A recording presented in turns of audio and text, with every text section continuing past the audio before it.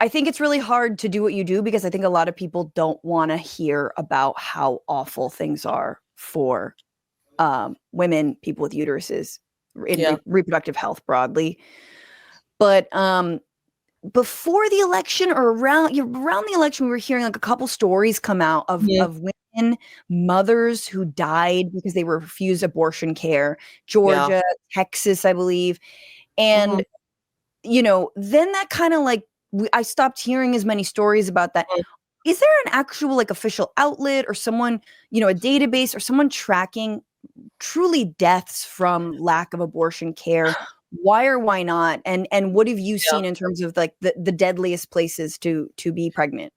You know, I wish that someone was doing like a full tracking. I think what's difficult is that so many more people are dying than we actually know about, right? The people who are coming forward are generally people who feel comfortable with the media, comfortable with the idea that their name might get out there. I know pretty much anyone who works in abortion rights has heard at least one, probably more stories of someone who's died who's not come forward. I get contacted by people, by family members all the time. There's this real fear of attaching their loved one's legacy to something that they know that conservatives are going to, you know, call them and harass them. And so there's a lot of fear there. You know, there are amazing publications like ProPublica, which has been the primary place that we're seeing these stories. There is a website called Abortion in America that's really terrific. And they're sort of collecting the stories of deaths and the stories of real harm that's being caused. And so that's, you know, a great sort of clearinghouse for those stories. But there's not, as far as I know, like a real clearinghouse, an organization that's dedicated to this. And there should be. But again, one of the problems is just really that tracking. And what makes it harder is that Republicans right now are sort of messing with maternal mortality data and maternal mortality committees. Like they're dismantling them. They're putting, you know, anti-abortion activists on them. And so this is going to be a real ongoing problem. I know we saw that in Georgia, especially after we found out that that mother who was pregnant sought an abortion out of state, needed a DNC to get full like tissue out and was denied and died. And then the fact that that was being reported by, I guess, the Georgia, maternal mortality board, they were like, okay, well, we're not going to do it anymore. Do you know of other states that have decided to stop tracking maternal mortality?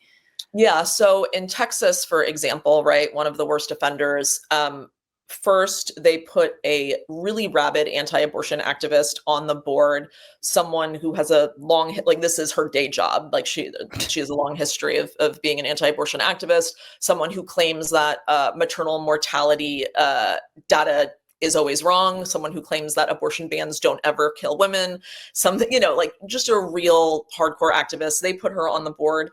And then right around the time, actually, that Georgia's committee was disbanded, they said, we're going to keep reporting in Texas, but we're not going to report on 2022 and 2023, the first 2 years after Texas implemented its abortion ban.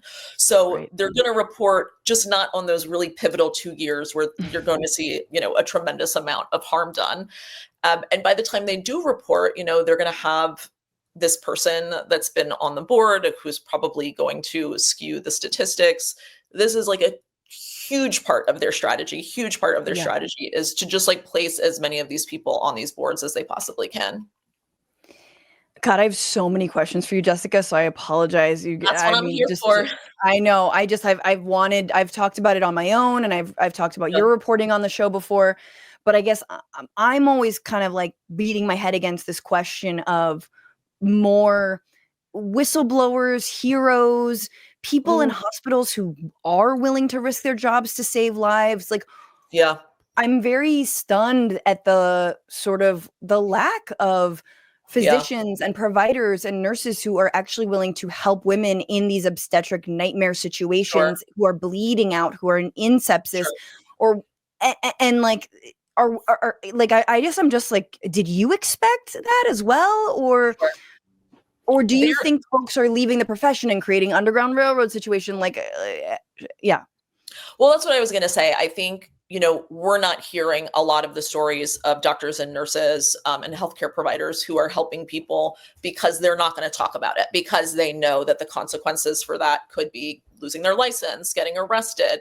And so I do think there is a lot of that happening just on the DL. Yeah. But the other thing I'm hearing, so many doctors, nurses, healthcare providers are housed within hospitals, right? Mm-hmm. Even if you want to help, you can't, sign up for a examination room without Right. hospital approval. You can't Right. get access to supplies without hospital approval. And so there is this sort of logistical hurdle, I think, to being able to give care. And what's been really, terrible, I talked to a lot of doctors and healthcare providers. There is like a real mental health crisis with them going on, because knowing what you need to do to save someone, to help someone, and being prevented from doing that is extraordinarily difficult. Yeah. And what happens is they're often put in this position of, okay, if I help this person and I go to jail, then what does that mean for the rest of my patients, right? If Mm-hmm. I do this, what then that? So they're sort of like constantly juggling this. They're trying to navigate it. That said, yeah, I do wish that we saw even more providers being open about this, making a fuss about this, just doing it anyway, right? Right. And it publicly. I wouldn't be I'd surprised. rather see the story about someone losing their license than someone losing their life. I Right. mean, but again, I I'm mean, neither of those people. right. I mean, that's what's hard. It's like we're not in that position. That's something that I've said. I think one of the like one example to look at to sort of see like what these states can do when a doctor does come forward. There's an OBGYN called Dr. Caitlin Bernard, who is in Indiana. And you may remember this. She came forward about a 10-year-old girl who Yep. was raped and impregnated and had to travel from Ohio to Indiana, and she treated her. And when she talked about it, she didn't give any identifying information, right? Like she just said, like, this person existed. The Indiana Attorney General went after her with the full power of the state, like went after her license. It was like a year and a half of intimidation, harassment. Like it Yep. was horrible. And it's impacted her life in this really severe and awful way. And honestly, that was also a message that they were sending to other doctors across the country, right? Like, if you Yep. come forward, if you do this, we are going to absolutely ruin your lives. And Yep. so I think it's a really scary time for everyone. Yeah, absolutely. And I guess to this like out of state assistance, there's so many angles to this, but in terms of like people who are going to states that don't have abortion bans to Mhm. seek care. I know Colorado's seen this massive surge, Yep. but recently you saw Governor of New York Kathy Hochul refuse to extradite a doctor, speaking of Yeah. using the full force of the law, to Louisiana, where Yeah. because an out of state patient saw her or them, I forgot, I don't know who it was. Yeah. What That obviously was massive that Kathy Hochul said that. I Yeah. assume that she would, but how much can blue states do right now? How can they Mhm. be a firewall, like, and how are they limited in what they can do? Sure. That's a great question. And I think we're seeing a lot of blue states try a lot of innovative stuff to protect providers. In New York, where I live, is a great example. Not only are they refusing to extradite, New York is one of the states that has a shield law that says our law enforcement agencies will not comply with out-of-state law enforcement agencies that are seeking information about doctors and patients.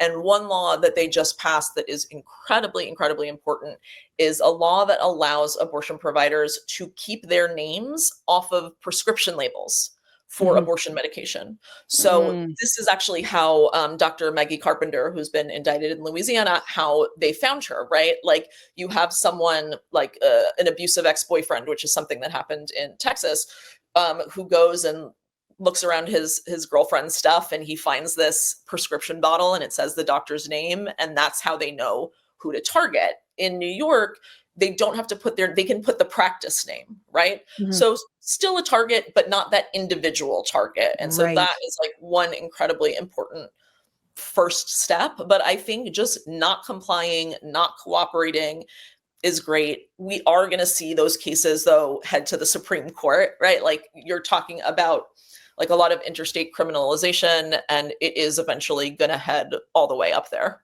Yeah. Well, and speaking of heading all the way up there, I mean, all the laws that you track on abortion every day and that you write about, I think really has this sort of this ultimate goal of fetal personhood, right? And that's the criminalizing of abortion as homicide is part of that. You recently wrote about, you know, someone traveling for an abortion being called trafficking a fetus, which is insane. And this is, by the way, the same month that a woman who was actually holding fetuses in her house was released from prison. That's psycho. And there's so many antis who are out there who, like, I'm sure Jan 6 had a bunch of all the 1,500 rioters who were pardoned and all this. But talk about fetal personhood and why you might not need an abortion ban coming down from the federal government to criminalize abortion all, you know, throughout all 50 states.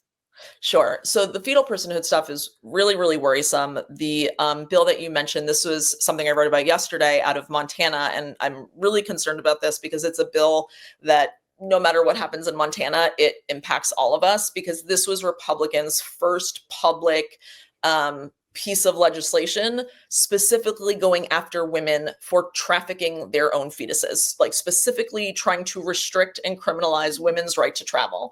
And so the law said, if you're in Montana and you leave Montana to go get an abortion that would be illegal in Montana, you're trafficking your own fetus. So like the example I give is, you know, in Montana, you can get abortion up until viability, after which your life has to be at risk. So if you're a person with like a 26-week pregnancy and you find out that your pregnancy has a fatal fetal abnormality, and you understandably do not want to carry a doomed pregnancy to term and you leave the state, that's abortion trafficking. That's a felony just for leaving the state for care. And so this is something that it's like they're using Montana as a testing ground, right?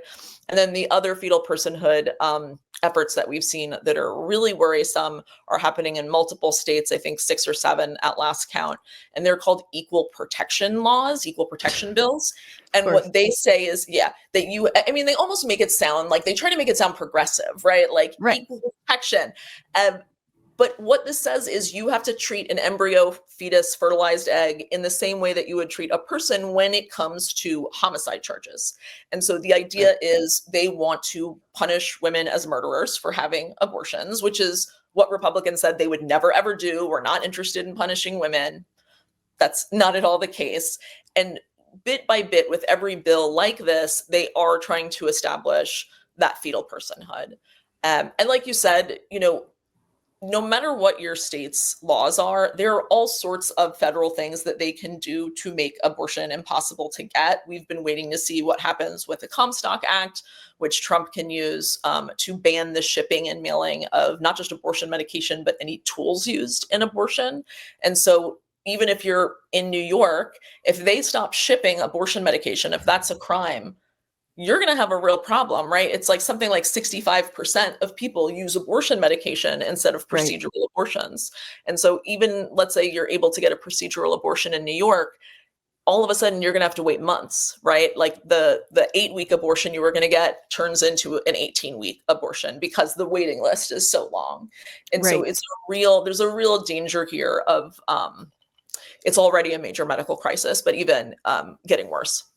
Yeah, and RFK Jr. is now head of HHS, head of the FDA, and there could be, I mean, Comstock Act, I don't know whether he can rule on that, or if there's the DOJ. Yeah. That's the DOJ. Okay, right. Yep. Which was initially, it passed as sort of like basically a misogynistic, patriarchal, like, yeah, it's 150 years old, passed by a dude who was like obsessed with porn and who was like, we're going to pass this obscenity law that says you can't mail anything obscene. So, you know, porn, birth control, abortion medication, anything that basically conservatives consider obscene would be illegal to mail. I feel like there's an angle here to go after internet pornography via the Comstock Act and get many people more upset than they are now. But okay, so I just wanted to say, like, I'm gonna blank on her name. Mm. Head of Planned Parenthood recently passed because my brain is so Cecile full. Richards. Cecile Richards, yes. Yeah. I it's so sad that we lose amazing people, but Cecile Richards recently passed, and I met her once because she gave me a little award. I'm sure you've gotten a Planned Parenthood award, but it was for some reporting I did in El Salvador, and I talk about this all the time because it was so jarring. I went to a women's prison there. Wow. And there were women who were serving like 15, 20-year sentences for homicide because they had abortions, but some of them had miscarriages because of course. And so we sort of tracked like what happens because there's fetal personhood in their constitution. So what that means is, of course, if you have a miscarriage, they immediately suspect that you had an abortion, which then would be homicide. So women were waking up with handcuffs around them, handcuffed to the bed. These are women who had just gone through a miscarriage or, like something that they needed care for. And then some of them were rape victims. Their rapists were not sentenced to that time. So they were there longer than, wild full second class citizenship status for people with uteruses. Just wild. And the last thing that was disgusting and disturbing, and this is what it dovetails into a question I want to ask you, is that when there was an unviable birth of a baby that was like just not gonna live, hospitals had to give that unviable life all the fixings and the respirators and try to keep it alive, even though it truly was not going to survive, because they didn't want to be charged with a crime. And like, again, just to some fucking, nebulous, like theoretical piece of paper that said, there's the right of the unborn. We have those laws here. Exactly. And this was this was 2016. And really all those bans and all that started around then. But now we know infant mortality in places that have banned abortion is surging. An 11%, 6% higher in states with abortion bans, 11% higher with babies with congenital abnormalities. Explain to people who might not understand how the hell this connects. Why in states with abortion bans are babies dying? Sure. Part of it is just that states with abortion bans, their doctors are leaving, right? OBGYNs are leaving, maternal fetal medicine specialists are leaving, and that means maternity wards are closing. There are a lot of states where these maternal deserts are just growing and growing and growing. And so in a place like Idaho, for example, someone might have to travel 2 hours if they're pregnant in order to get to a place where they can deliver. And so you have the maternity care deserts. And then the congenital abnormalities is really, really important. A lot of these states with bans don't allow, as you were saying, don't allow abortions, even in cases where the fetus is completely non-viable. There is no chance of it surviving. And so they are forcing people to carry these doomed pregnancies to term, forcing them to watch their babies die in front of them. It's horrible. And so that's why we're seeing that huge spike there. And then of course, related to that is all of the infants who are going to be in the NICU for a really long time, just a tremendous amount of harm and suffering that's being caused by people who claim that, they're trying to be pro-life and saving babies and all of this sort of stuff. And when faced with the reality of what these laws do, sort of just cover their eyes. No, it's cruelty. And it does feel like cruelty is the point, and patriarchy is the point. And to your earlier, sort of the case that you brought up about a boyfriend finding the doctor's name on a bottle of pills, I did want to ask about how, obviously anti-abortion laws are part of the broader like Christian nationalism, fascism, control of women's bodies that we've seen in this country before, but not with such intentionality. The intentionality is so... It's, anyway, but I am curious. I've always called it like where it's like where when the permafrost melts and all, like when Roe v. Wade was overturned, when Dobbs' decision came down. Now all these old arcane laws start to come out, like not being able to seek an abortion if you are married, right? Or so. But explain like the intersection of that, like how spousal control, marriage, divorce, how that plays into these anti-abortion laws.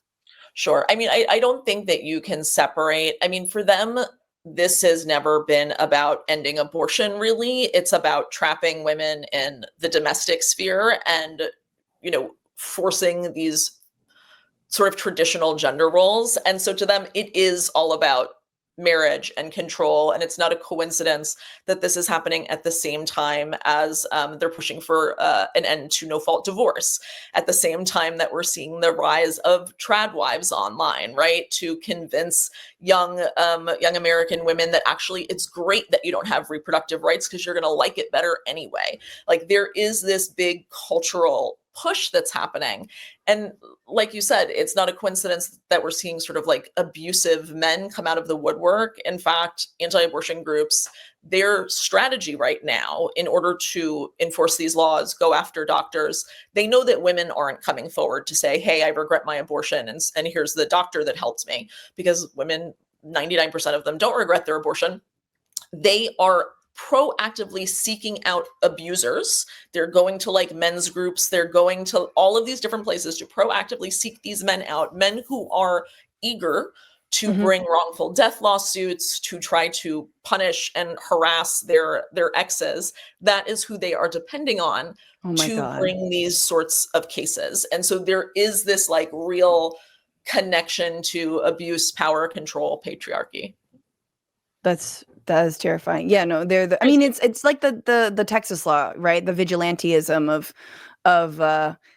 of being the one to rat out, anyone who aids or abets an abortion. And what do you get? $10,000? Is that there's like $10,000? Yeah. Though a lot of people don't even need the money. Honestly, they do. I mean, there are so many people, like I wrote a piece once about snitch culture. Like they are depending on this idea that people really love to rat each other out. They love to feel like they're snitching on someone. It's so disgusting. It's this intentional breaking down of communities, this intentional breaking down of community support. Yeah. It's just completely wild. I really want to see your dog because you can see my dog. I'm sorry, Bruno. Come here. It's come here. He's got like a little bit of zoomy situation. Oh I can hear the zoomies, and I'm like, oh my god, yes, thank you. If you're listening, there's an adorable Australian. Is it? Yeah, he's a mini Aussie. Mini Aussie. Oh my god, so cute. He is usually pretty good, but this afternoon. Dude, okay, that was just worth it. I was like, this better be a good dog. It's a good dog. It's a good dog. A really good dog.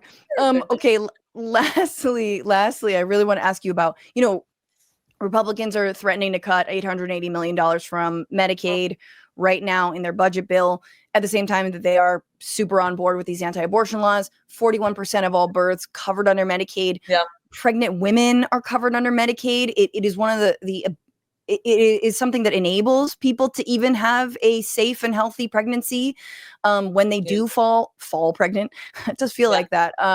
When you do become pregnant, like, just can you talk about what it would mean for Medicaid to be gouged, or and it's something like, what is it? I wrote it down. Over 185% of the federal poverty line. So that's how much Medicaid will cover. So people who aren't necessarily super low income can still get on Medicaid when they're pregnant. Right. I mean, listen, those maternal mortality numbers that are already going up will skyrocket. And the other issue is that, they are going after Planned Parenthood and Medicaid's patients' ability to choose Planned Parenthood in order to get contraception, in order to get pap smears, right? And for a lot of these people, Planned Parenthood is the only place that they have in their community. And so you're essentially cutting off people's ability to get any sort of healthcare, reproductive or otherwise. And so I hate to be like, to keep saying it's going to be bad and it's going to be worse, but it really, really is. And I don't think that people fully understand. I think they're starting to.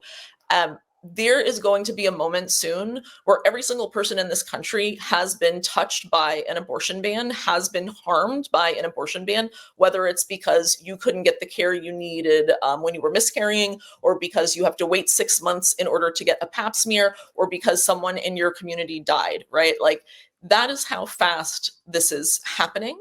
And I just hope that people really start to, I don't know, take some action if they're not already.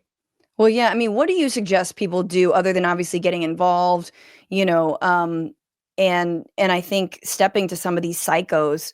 Yeah. But like, what do you think people should do? I mean, honestly, even on a movement level, what do you think people need to do? I mean, I've got a Yeah. lot of axes to grind with I think the modern, abortion rights movement, and I feel like how safe they've played it, leaving us in this situation. But yeah, I 100%. mean, like interpersonally, or like, is it getting Plan C pills? Is it, Yeah. There's a what does it couple of look like? Yeah, there's a couple of things. I think one, you mentioned abortion medication. Order abortion medication right now, advanced provision. You do not need to be pregnant in order to get abortion medication. You can order it just to have on hand in your medicine cabinet, not just for you, but for someone who you know who might need it down the line. The shelf life is multiple years.